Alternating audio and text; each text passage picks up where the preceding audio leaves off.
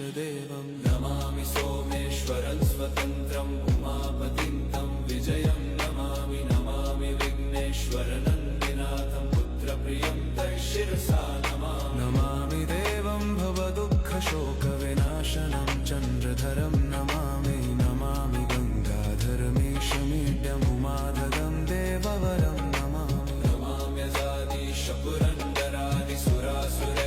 नमाम्यजादिशपुरन्दरादिसुरासुरैरचितपादपद्मं नमामि देवी मुखवादनान इक्षार्थमक्षित्रितयं यैष पञ्चामृतैर्गन्धसुधूपदीपैर्विचित्रपुष्पैर्विधैश्च मन्त्रैः